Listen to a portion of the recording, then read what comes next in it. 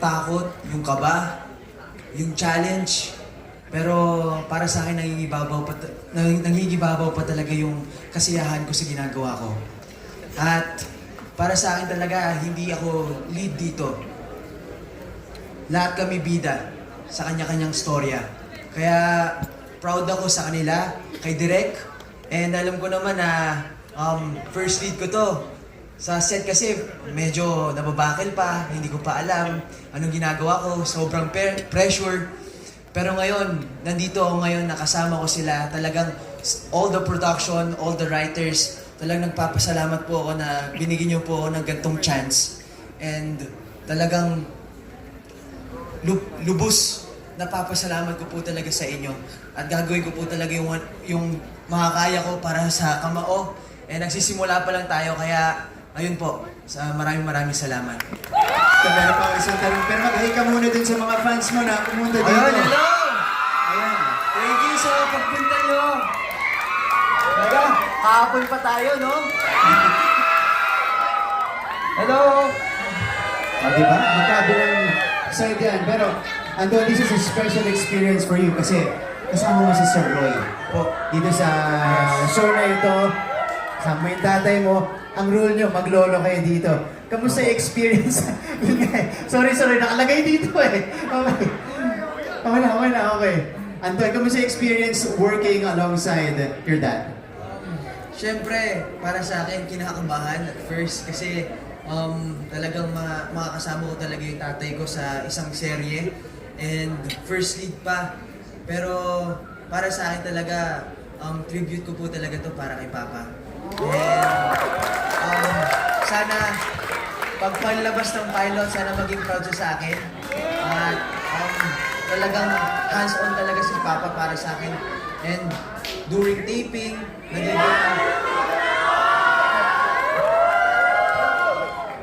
talagang tatay na tatay talaga siya pagdating sa akin, talagang tuturuan talaga ako, nag-stage father ta. Pero beside that, talagang mahal na mahal ko si Papa talaga pagdating sa lahat ng ginagawa ko. And sa sobrang tagal niya na sa industriya, veterano talaga siya, kaya talagang hinahangaan ko talaga si Papa pagdating sa acting, pagdating sa action. Kaya yun po. Thank you, Anton. Sorry, na-emphasize yung experience sa industry. Sorry, ikaw muna. Ano yung reaction mo doon? Lolo tuhod? Anong sabi mo? Lolo lang naman. Hindi naman lolo sa tuhod. Lolo, tatay, anything. You know? Kahit ano, pwede naman ako basta. Lalo-lalo na sa anak ko, di ba?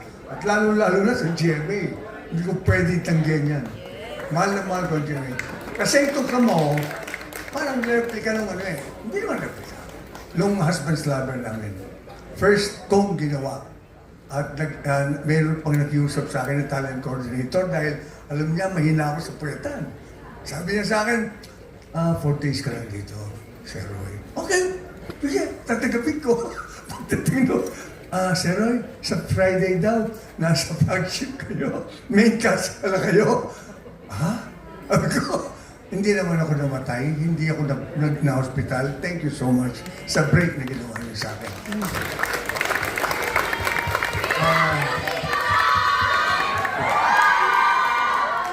Medyo pakiulit ng konti yung tanong mo.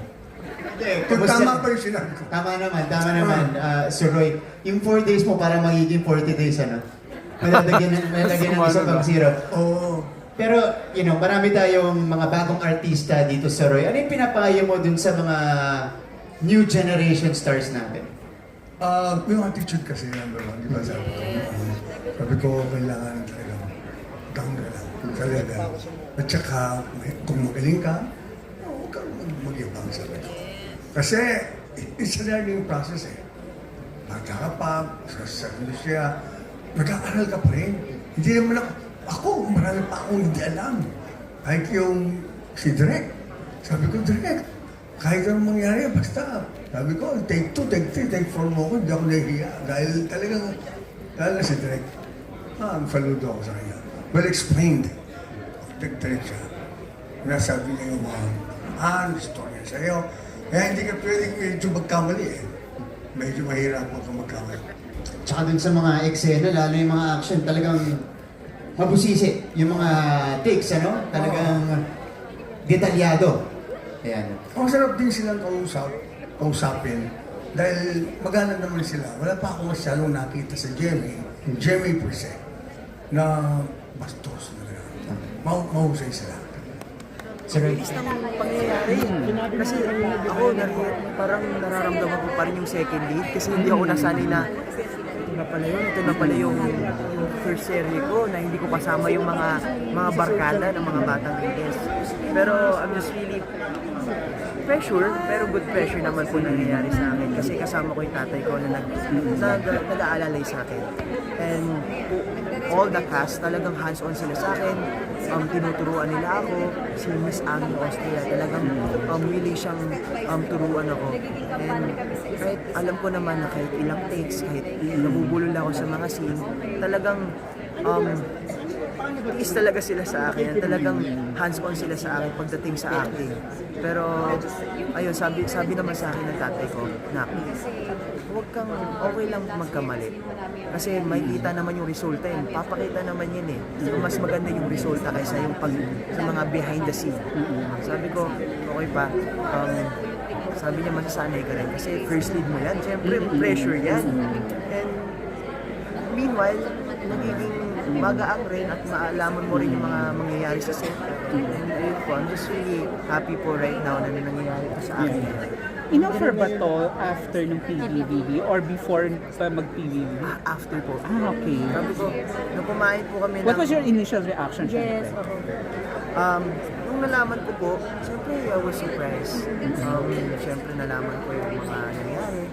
And basta, nasabi ko lang po sa sarili ko na, talaga? Practic ako, wow! And sabi, I was surprised po talaga. And sabi ko, hindi ako makapaniwala, hindi ako makatulog for 1 week. Talagang napupuyan talaga ako kung paano i-research ko na yung boxing, paano ba to, napapanood ko yung mga Pacquiao. Sabi ko, kailangan ko na mag-train. Kailangan ko talaga itong paghandaan yung character ko na to. Kaya yun po, ayun naman si Papa, mga coach ni Pacquiao po nagtuturo sa akin eh. Kaya ayun po talaga, sabi niya, pagandahin natin yung ano mo, yung fighting stand mo. Kasi very critic po yung mga tao dito sa Philippines eh. Kasi parang second sports nila to. Kaya talagang paghandaan ko po talaga tong role na to para mapabilib yung mga tao sa akin at saka para maniwala sa akin na boksingero talaga. Yun po. Kasi, okay, ano na lang yung sacrifices na ginawa mo for this one? Sacrifices, hindi talaga ako kumain. Hindi ako kumain like parang mga junk foods. Hindi ako kumain ng mga sweets. Talagang grind talaga na chicken breast lang talaga everyday. Pero ayun po, maging disiplinado ka talaga sa pagdating sa character mo. Kasi baka mangyari, ayoko ng makeup talaga eh. Makeup yung abs ko. Sabi ko, hindi, gusto ko talaga totoo. Natural talaga. And ayun po talaga na sinabi ko sa sarili ko na kailangan ito paghandaan para sa mga tao na dapat maniwala rin sa kamo yung buhay ko rin as a boxer at sa mga taong gustong maging boksingero someday. And sana makarelate sila dito mga kabataan. Anton, may pahabalang question. Anong feeling na meron ka namang bagong love team? Love Oo. team. Given ang love team. Opo. Talagang I was surprised po talaga nung paglabas ko sa loob ng bahay ni Kuya. And I'm just really grateful kasi nung nalaman ko may love team na pala, hindi ko na nalaman. Love team tayo? Pero nasasabi ko lang po sa sarili ko na I'm just really proud of them na naabot nila sa buhay nila, naabot nila sa career nila. And now may sarili kaming show. And ayun po talaga, I'm just really grateful. And talagang best friend po talaga kami lahat. And right now, focus po sila lahat sa mga ginagawa nila.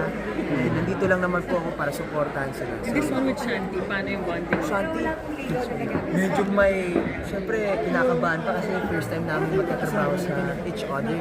And talagang mahusay siyang actress pagdating sa mga set. Very professional siya. And ayun po talaga, sana mag-bonding kami soon with Bruce, with Matt, with Therese, na magtutropa lang, na walang Walang halong chemical.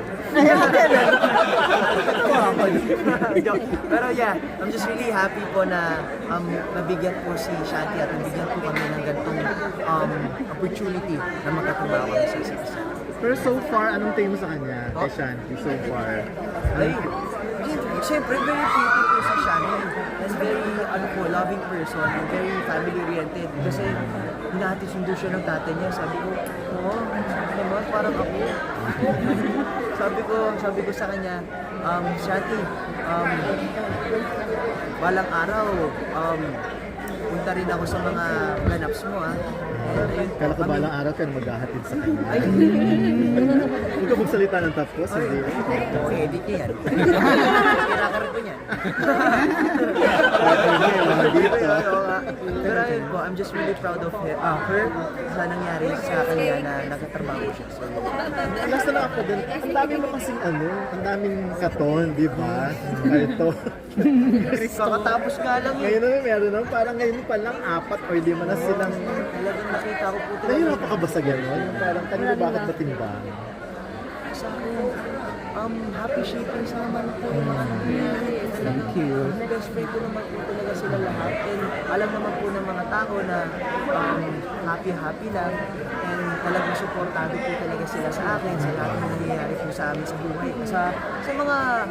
Sa mga kay Lela, kay Crystal, and kay Carmel also. And kakatapos na nga namin ng concert ni Carmel kahapon. Yes. Kaya sabi ko, ay, tumawag yung management na, uy, may concert. O sige, di ako. Supportahan natin si Carmel sa lahat ng nangyayari sa kanya. And kay Kriston naman na may may charity event. Sige, punta ako. So lahat po ng mga plans po ng mga fans, pinupuntahan ko. Kaya todo effort rin po na sila sa akin. And ayun po, Ayun, may Lelton din, di may ba? Lelton din. Mas meron silang mga something dyan, di ba Oh ngayon? my God, sabi ko, Yung mga pagkain, hindi ako makabili, coffee. hindi talaga makapaniwala. And now, sinasabi nila, Ton, huwag ka mag-alala, gagawa kami ng billboard dyan sa EDSA. Wow! Grabe naman yan. Naiiyak ka ba sa gano'n? Oo, puniyak ako. May billboard, mini billboard nga sila binigay sa akin kanina eh. Ay, last 2 days ago. Talagang kahit maliit na bagay yan, talagang cherish ko po talaga yung mga ginawa nila. Lahat ng effort. Kaya, I love you guys. Thank you.